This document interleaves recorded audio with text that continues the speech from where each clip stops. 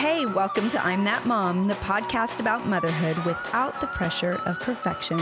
My name is Katie. I'm a self-taught entrepreneur who started my baby company while pregnant and grew it to an 8-figure business as a single mom of 3.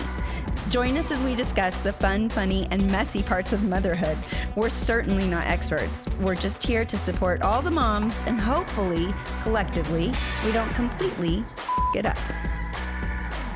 Hey mamas, welcome back to the show. Today we've got Emily on and she's walking us through something that so many of us have been through before, the toddler sleep struggle. You know, the one where your 2-year-old has suddenly decided that bedtime is optional and naps are a distant memory.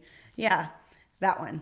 Okay, I have to say you at least look refreshed. I know you're not sleeping. I don't know about that. I have like the biggest bags under my eyes. I do too, and I don't even have toddlers. I thought about that this morning. I was like, oh my gosh, I hope Emily slept well before we go in and record this.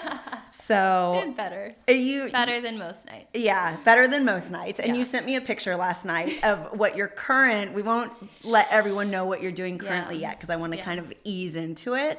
But what you're doing currently, maybe it's the right way to do it, maybe it's the wrong way, but it has her sleeping. It works for us, so that's what we're doing. That's what matters. Yeah. Yeah. Okay, so give us kind of a rundown of their ages and what's going on.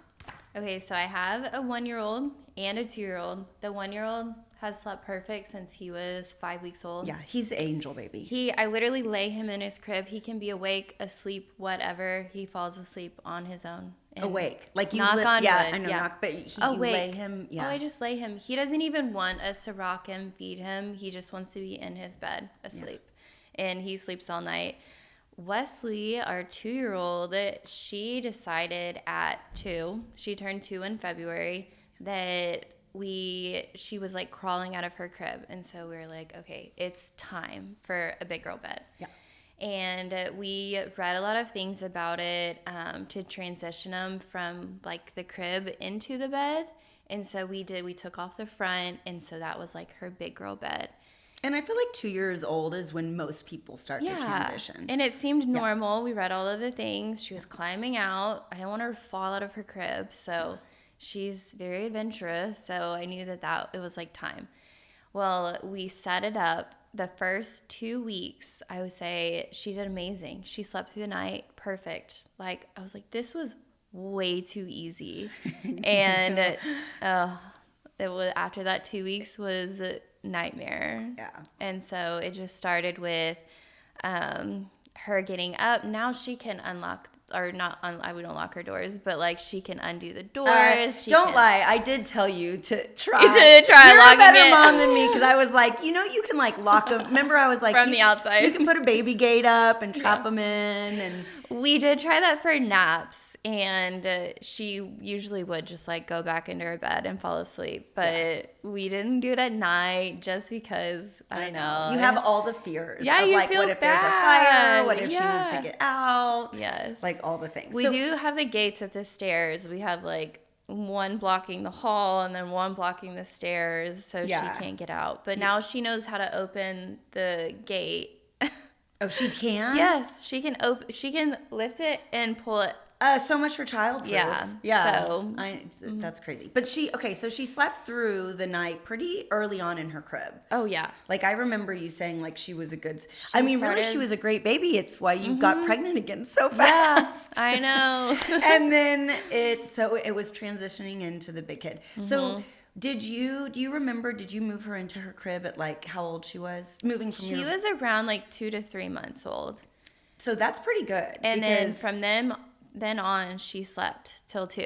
Yeah. So I know that like the optimal age to start sleep training a baby is usually around 4 months old. Yeah. So it's when they can have a full belly, they can sleep through the night, like they start to have kind of like nap routines. And so you kind of survived through the first, like she didn't really have a sleep regression early on. No, she never had a sleep regression. I would say it was harder whenever she would get sick, and like that's when we would put her in her bassinet back in our room. But no, she always slept in her crib. Yeah. And then now the 2-year-old stage. I'm like, can we just keep the crib forever? Like, why do they have to transition? Yeah. So I was reading about Have you heard about like the Ferber method? No. So the Ferber method, it's kind of like taking care of babies, which is she's that online like nurse that talks about her way, which really is a more gentle way of sleep training. And I knew that most babies struggle around that 4 to 6 month mark, which is where I think most moms are transitioning out of their rooms and into the back into their nursery anyways, and so you kind of are trying to get a routine down. And it talked about the different ages, and toddler sleep regression is one of the hardest ones. I have never heard of that. Yeah. I mean, I know that there's so many sleep regressions, but I was like, I thought once they were in their crib in their room, they're sleeping through the night, they were good. No, and I think so. Apparently, sleep regression has a lot to do with growth spurts, and it's both physically and mentally. Yeah. So it's like their little brains just, I guess, going like crazy, thinking about all the things. Yeah. It's probably the same as like when grown adults lay in bed and our brains just and going we can't crazy. Turn our brains off, and and we're thinking about like work and dinner and our marriage and all the things, and they're probably like thinking about like, is mom going to take my passy away from me this week or not? Like the big problems of having a toddler.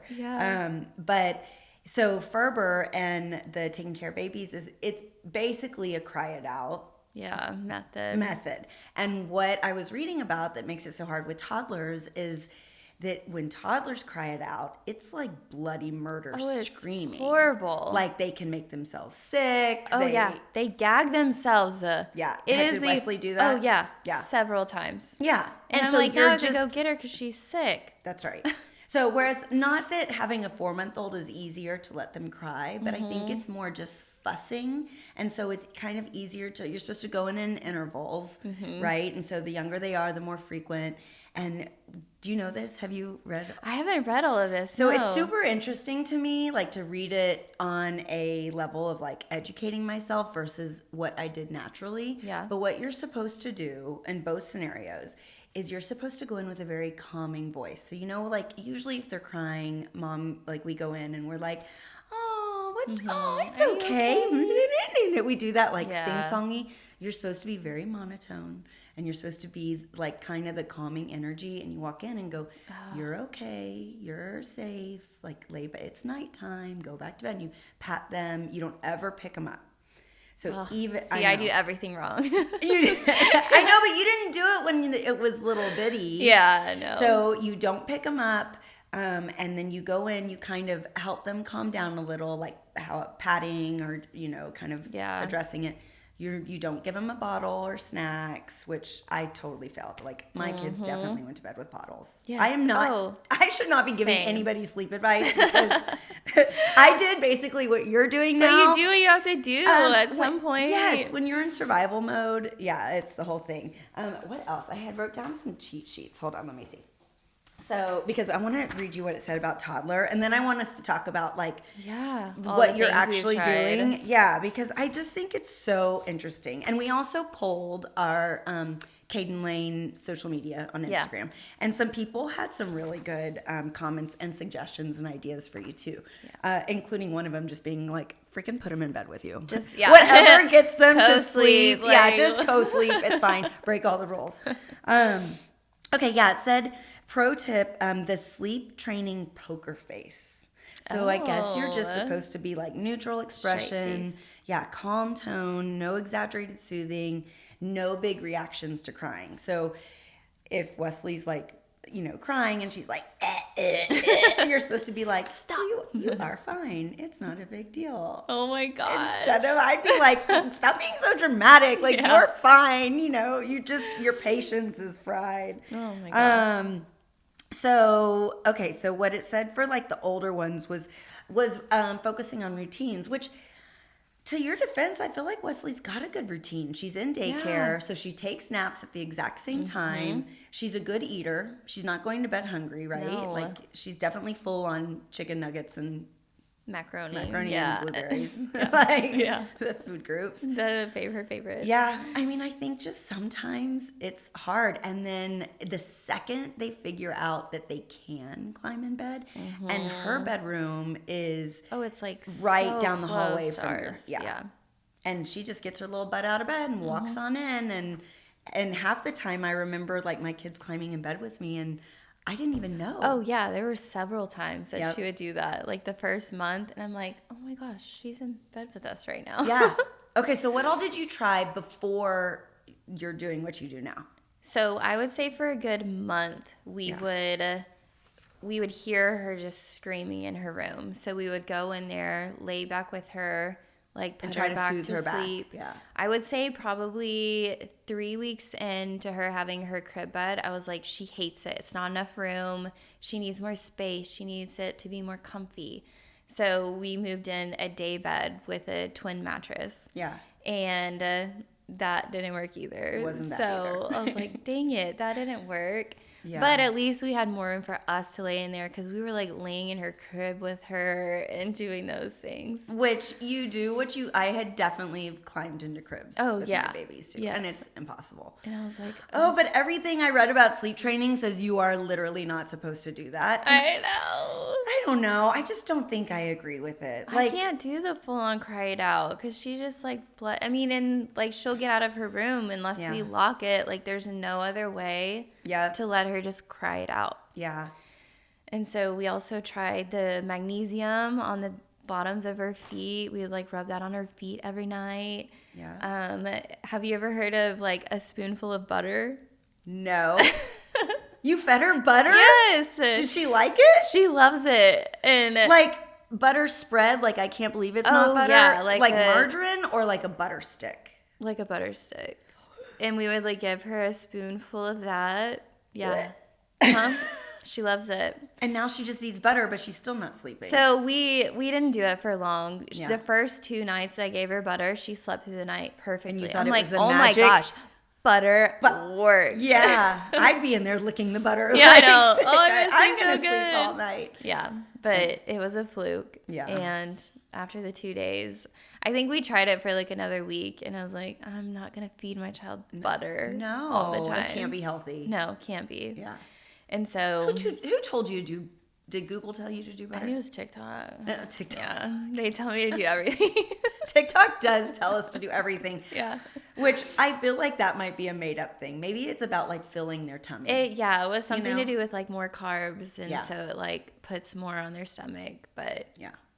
Okay, so you tried the laying down with her and reading a book, whatever, patting her back to sleep. No, she just fought it until you finally put her in bed with you. Yep, and then you tried the butter. We tried the sticks of butter. and worked then for 2 days. Yeah, not a thing. Homegirl still had it figured out. Like mom's taking me to bed. So then we decided to lay in there until she fell asleep. So that would take like an hour to 2 hours every night.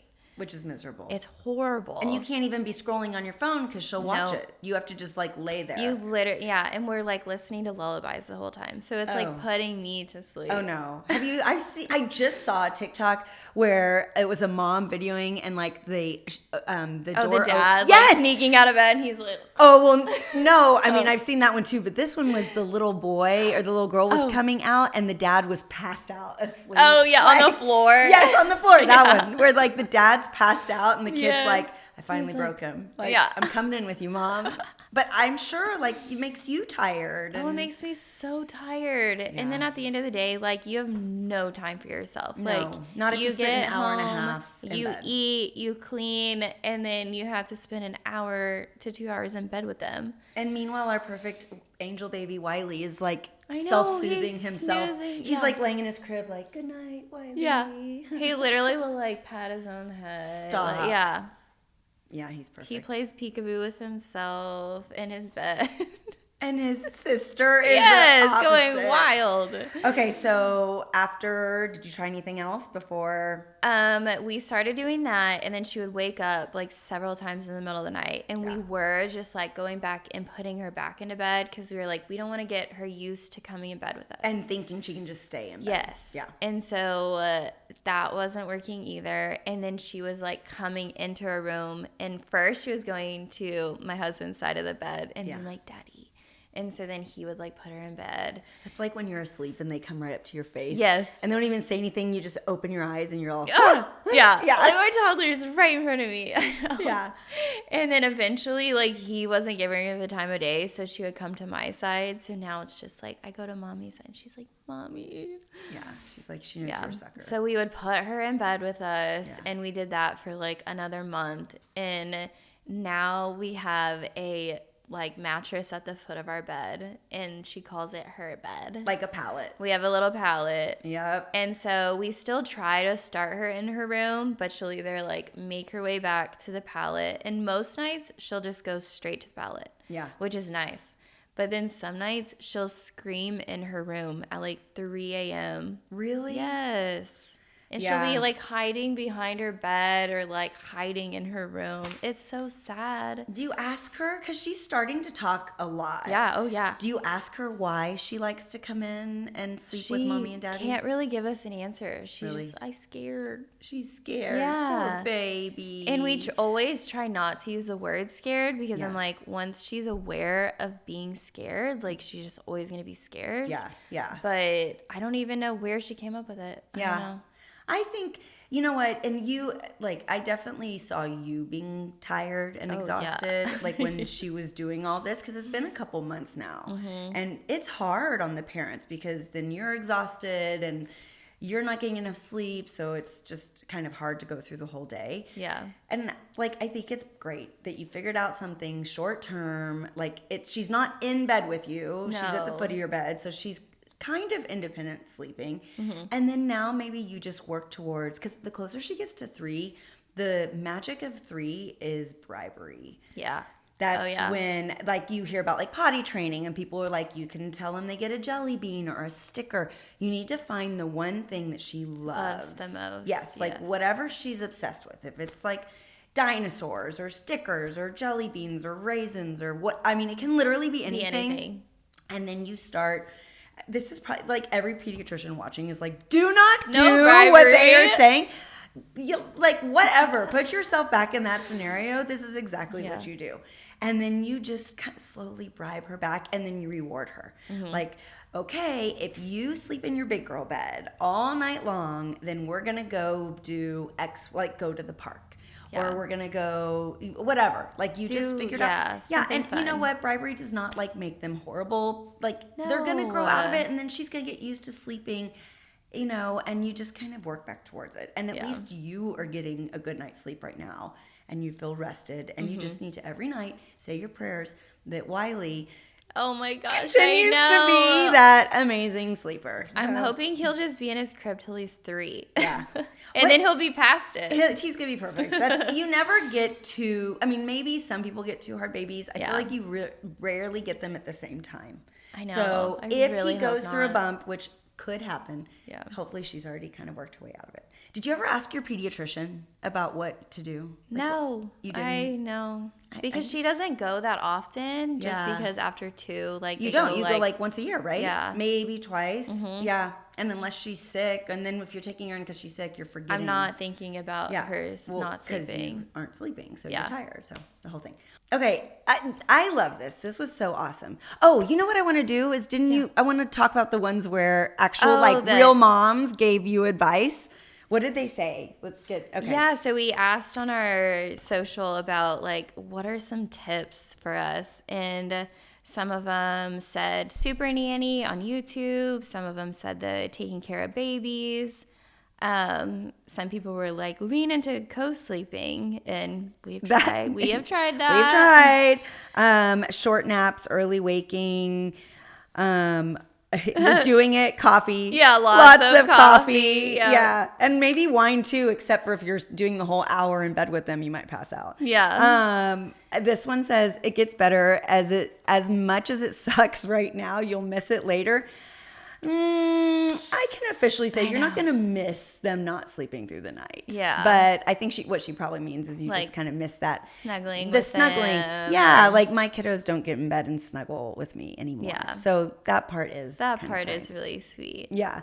I like this one. It says, no advice because I don't know how I survived it. But she's sending you sleepy vibes with the little good. sparkle dust. Thank you. That's perfect. We have the need best it. people. I know. You know what I love about this is that none of them have none of them are the same answer. I know. Everybody has to try something different, and you got to figure out what works for you. I mean, I tried butter, so Yeah. you know. Yeah. So if you've tried everything else, just try a stick of butter. It'll work for 2 days. It may work for you. Whether you've dealt with midnight dance parties, nap strikes, or the classic just one more book, there's one thing that's clear. Toddler sleep is no joke. Thanks for hanging out with us on I'm That Mom. Be sure to subscribe, share your own bedtime battles with us. We know you have your own stories. And follow us on social for more parenting wins, fails, and everything in between. And of course, visit cadenlane.com for all the cute, cozy, and chaos-proof essentials. Bye.